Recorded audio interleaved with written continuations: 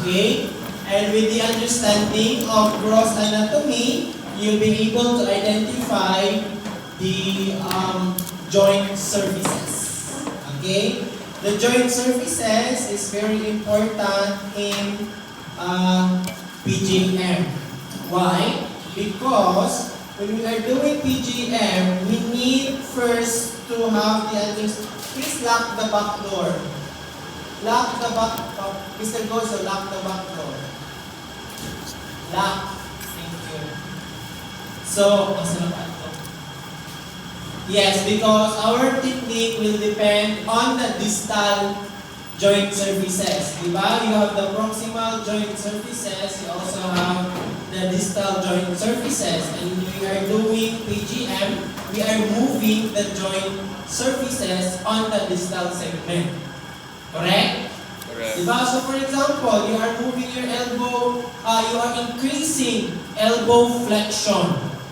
Okay? In order to increase elbow flexion, you need first to identify the joint surfaces. Which one is concave?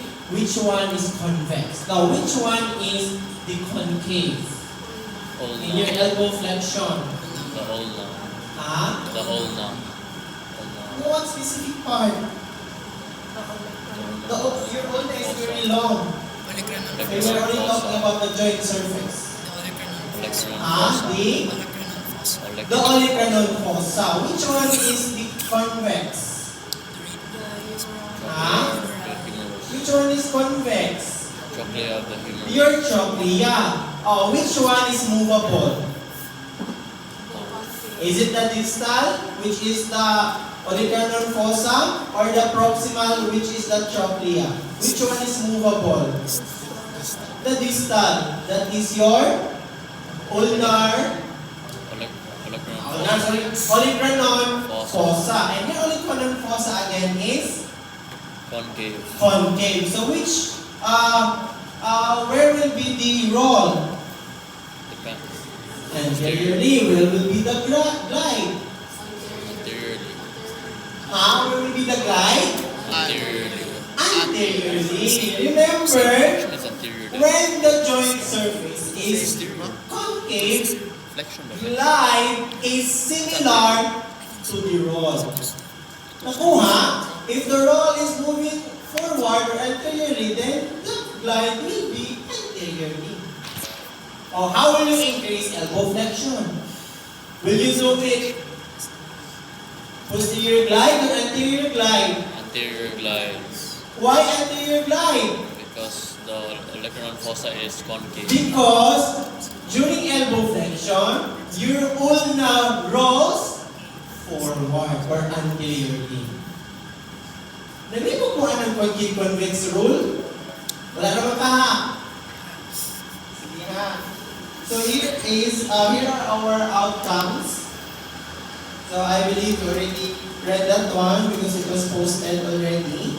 Now let's have the grades of mobilization. So there are 3 types of grading. We have the non-thrust sustained joint play, the non-thrust graded oscillation, and the thrust manipulation, or the HVT. Usually sa HVT, we do not do that because we need to be licensed in doing so. So we will be doing only, actually ganit beside PGM. You need to be certified to do in order to practice or incorporate PGM in your intervention. But since PGM is part of our intervention as PT, it is necessary to discuss it. Okay? So in the non-thrust sustained joint play, there are only 3. And among the 3 dosages, 1 is used before you oscillate. Okay? One of the grading is used before you oscillate. Okay? Because this grading is only for distraction. So meaning you're only separating the joint surfaces, you are not yet applying oscillation. Okay? Nagets na? Because when we are doing PGM, we are not only distracting the joint, but also once the joint is relaxed, that's the time we can add the oscillation. Yung siya i-move gamay. Do you get it? Again, sila? Which one lang diri ang ato ang i-perform first? Which one na ito i-perform first? Is it grade 1? Is it grade 2? Or is it grade 3? Grade 1. Grade 1. Grade 2. Shame. Why grade 2?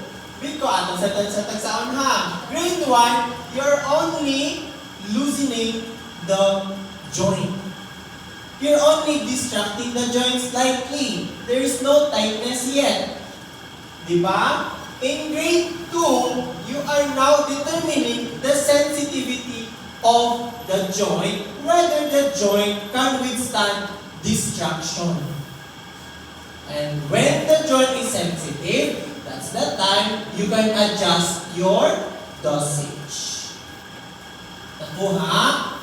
And in the grade 3, the most distraction force is when you really separate the joint.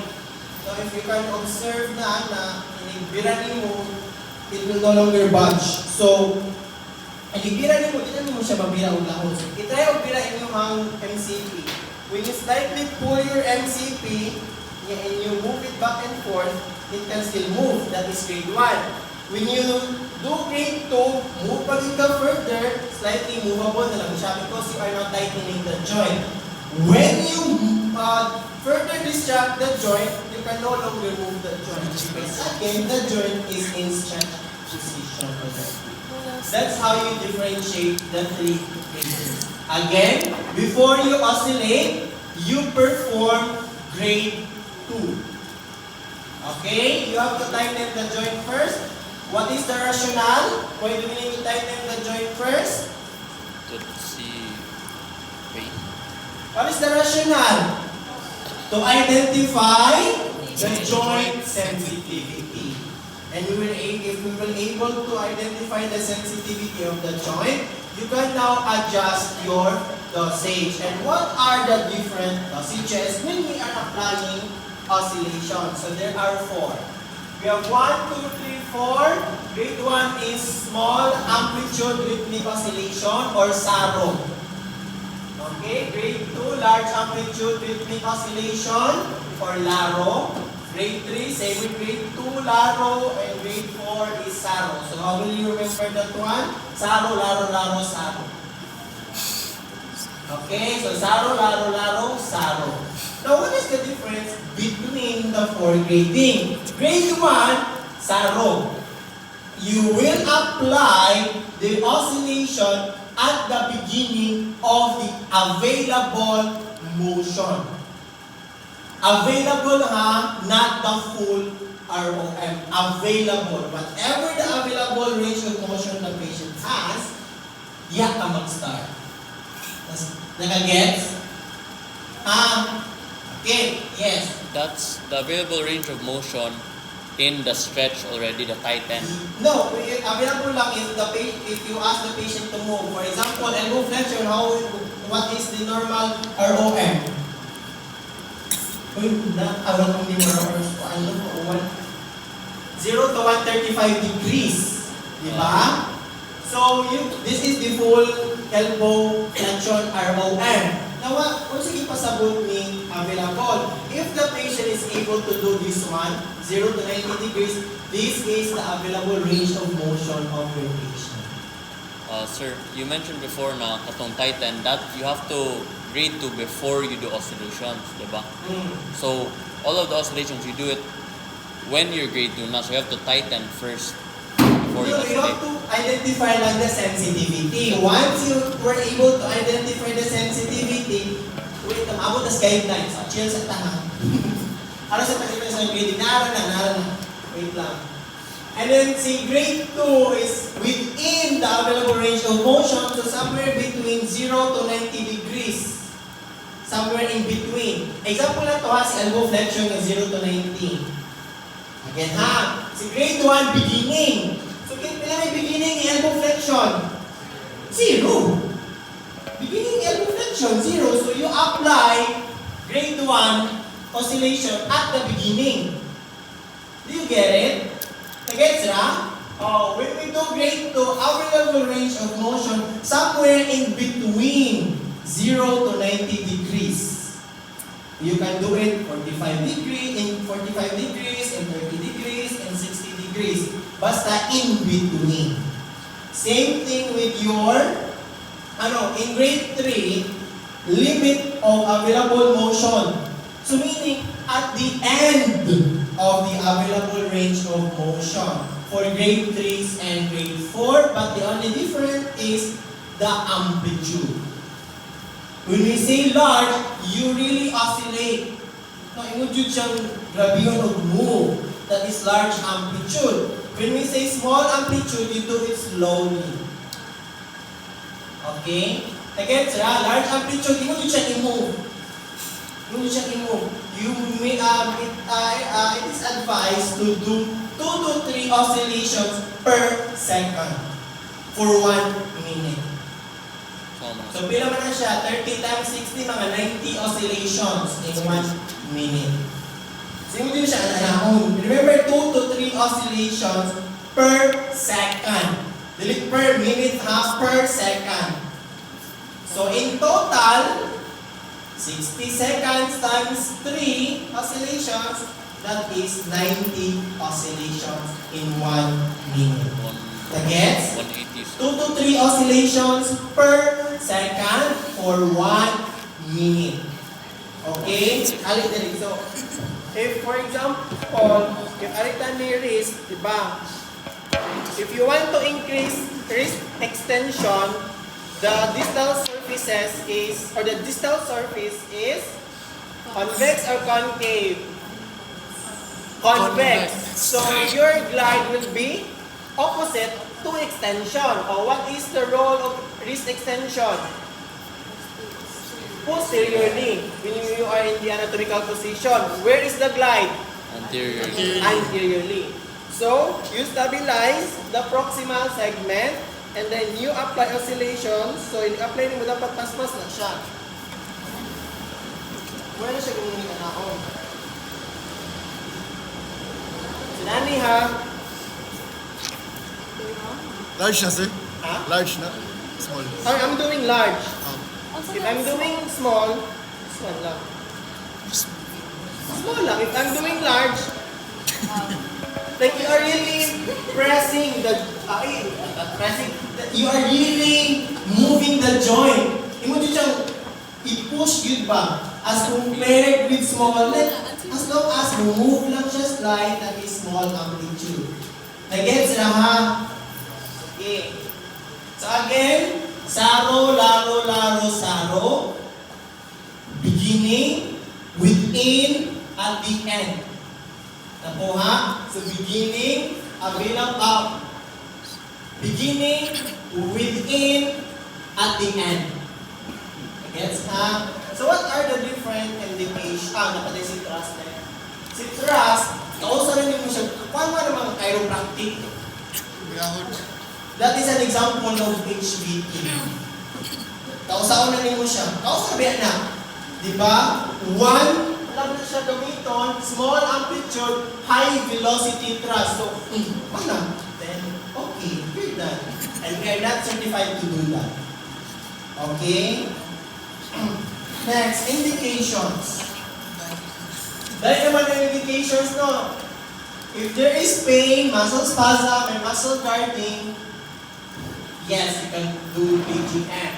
If there are stretch, reversible, joint hypomobility, reversible. So meaning the hypomobility can still be managed. Okay? Realign positional faults or subluxations. Diba? Hindi sa may mga sporty diri, and then masablux. Usually, pakita niyo sa mga videos, diba, ilan na i-move yan, balik. Okay?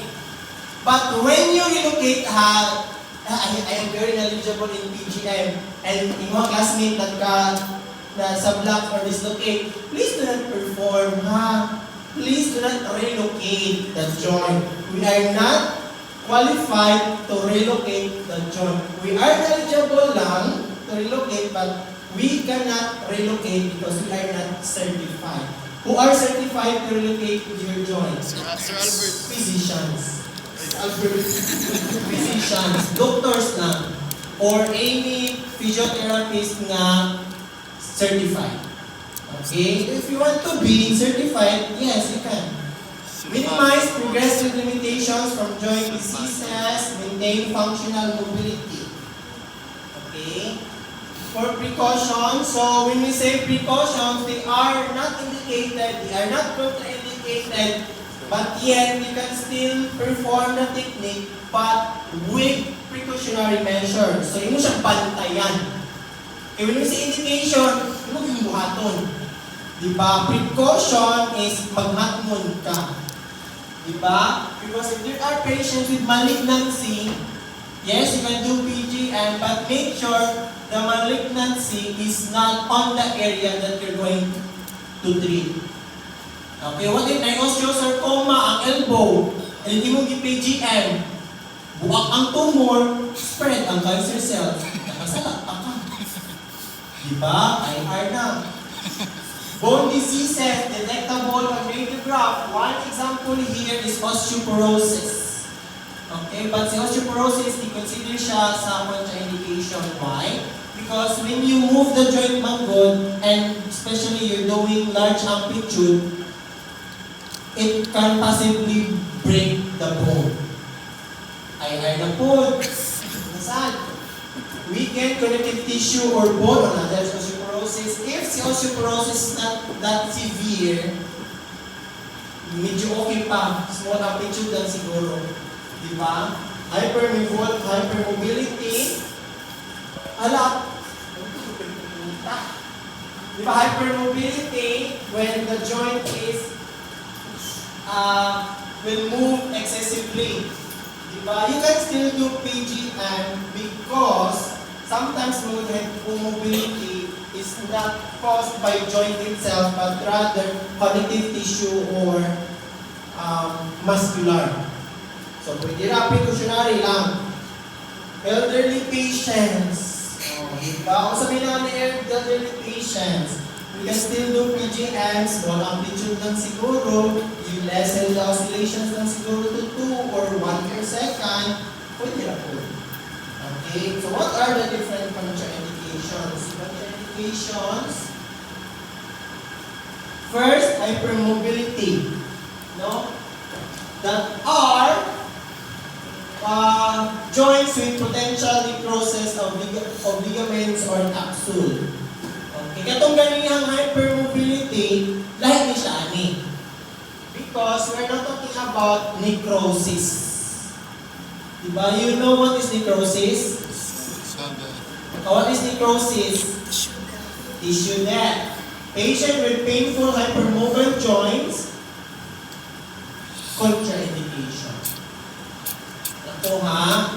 So if hypermobile yung joint, sakit pa dyan siya i-move, possible siya nag-dislocate sa dislocation, subluxation siya. And because of continuous or repetitive subluxation, dislocation, your joint will become hypermobile.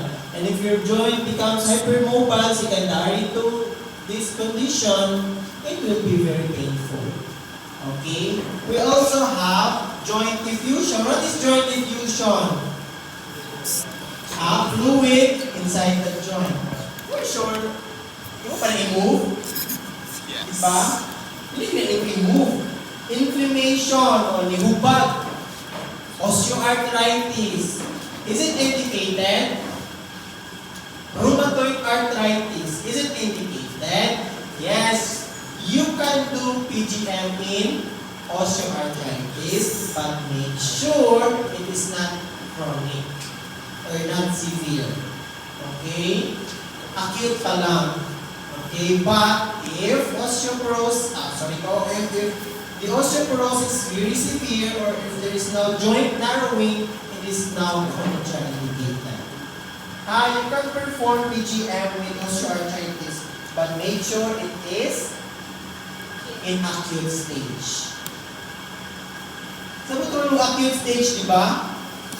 Guidelines. Position the patient, allow relaxation, If the muscle is very tight, okay, you perform any relaxation or inhibition techniques. Warm the joint area. If you have hot packs, you can do that. Stabilize one joint or to stabilize the proximal area. But usually, kami sila hindi magbuhat. Usually po, if PGM, ang problema with the patient is pain and joint tightness. Okay, so, usually, kami po good for muscle relaxation. Okay, mas nindot siguro siya if there is muscle spasm. Next, we also have it is followed by treatment for as close to opposing joint surfaces. By the way, you have to position the joint in resting position first.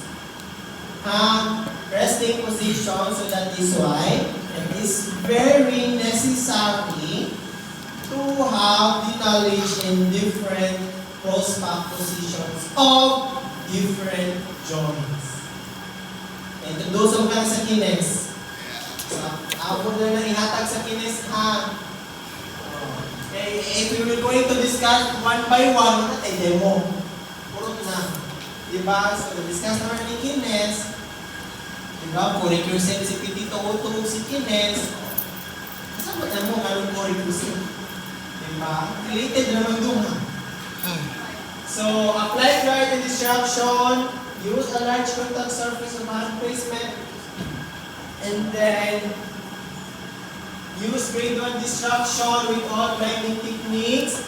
Ang grade 2, musunod din si grade 2 if patient is really experiencing pain. If patient is experiencing joint pain, especially osteoarthritis, use grade 2 sa. Kaya para ma-check sa animal sensitivity. Okay? Kaya what if they extract ang nimo sa grade 2? Agay, sakit kayo siya. So large amplitude is not good for the patient. So you do small amplitude. Slowly move na. Okay? Do you have any other questions, clarifications? Wala na? Sige. Let's proceed with your lab demonstration. Assignments, physical handouts, sir. Kindly submit.